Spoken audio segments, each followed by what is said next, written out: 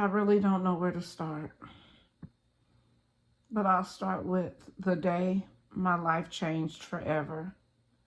The day I realized I would never be the same person that I was before this day.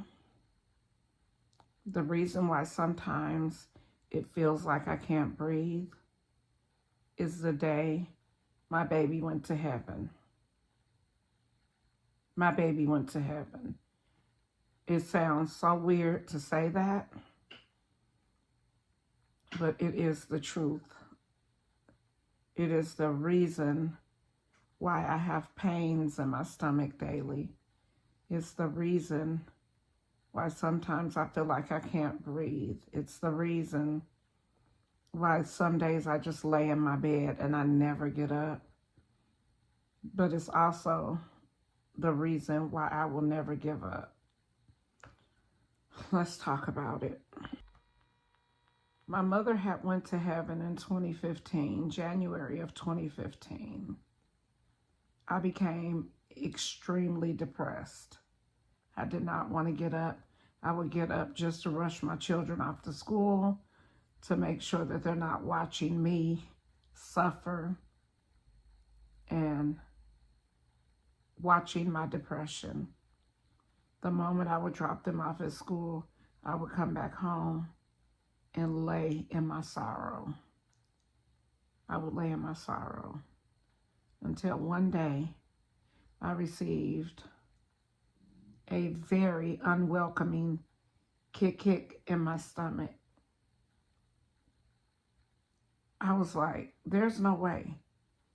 Kick again. I turned the TV down. Sounds weird. Yes, I turned down the TV. I don't know what I thought I would hear, but I turned down the TV. And it just kept kicking. I was so depressed, I didn't feel kicking before then. If it did kick before then. I took a pregnancy test. I got a store-bought pregnancy test. Said I was pregnant. I made my doctor's appointment. When I got there, they said I was 6 months pregnant. I was in total disbelief. My mother had passed away in January. 2 weeks before she passed, she said she was on her bed, not doing good at all. She said, somebody's pregnant. I just had a dream about fish. I don't know if you guys have heard about the fish dreams. If you haven't, feel free to look it up. But my mother has had the dream of every child born in our family. She had that discernment to know when someone was pregnant. And it was all by way of a fish dream. So everyone pointed at me and said, it has to be Tasha.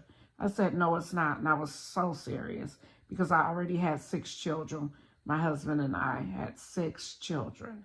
And I had no idea that it was me. Okay, fast forward. I'm at the doctor. She tells me I am just like, oh my goodness, like this is the worst time to be having a baby. That was my first thought. And I'm too old to be having a baby was my second thought. And my husband's too old and we have too many children. But the best thought that I had was, oh my goodness, I got so happy. The doctor said it was a boy. At first I wanted a girl, and only because of clothes and hair bows and things of that nature. But having children, that's not what it's all about. Anyway, everything was fine. Said baby looks healthy. Everything was going great. I was doing what I needed to do to pull. I just want to say instantly pulled myself out of depression. And I just felt like it was just like so surreal that I was pregnant again with baby number 7. Finished out my pregnancy 2 weeks before I was going to deliver. Went in for another ultrasound because I carry heavy. And I have big babies, so they wanted to make sure the baby wasn't getting too big. And which baby was getting pretty big. But they discovered during the ultrasound that he had fluid on his brain. I didn't know what that really meant, but I knew it did not sound good. It did not sound good. It did not sound good. It did not sound good. And I instantly got back depressed. My daughter kept saying, Mama is going to be okay. Everything is going to be okay. My oldest daughter be right there at the doctor with me every time.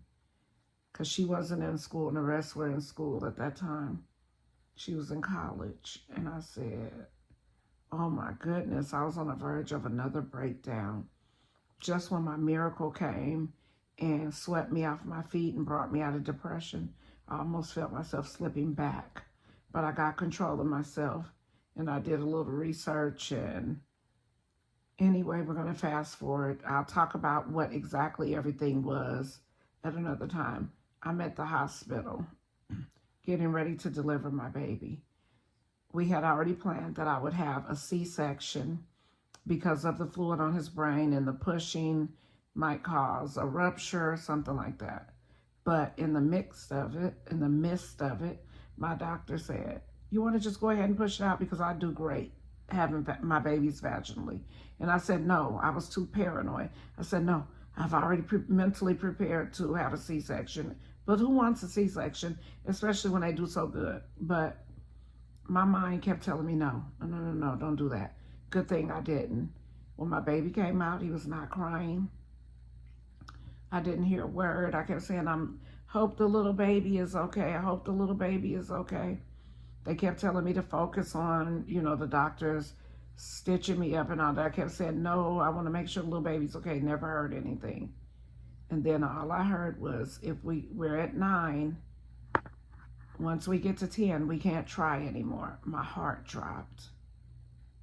When they got to 10, baby came alive. He had to go straight to the NICU.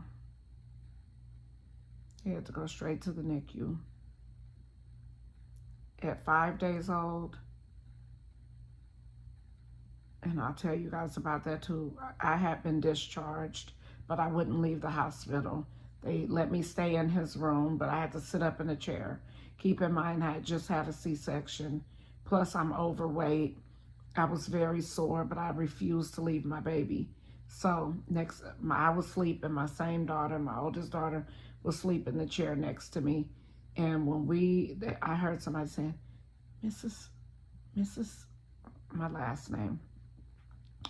And I looked up, my daughter looked up. It was like, if you ever saw any ER videos or Doogie Howser from years and years ago, where something's going wrong, the whole team of doctors is there, looked like almost the whole hospital.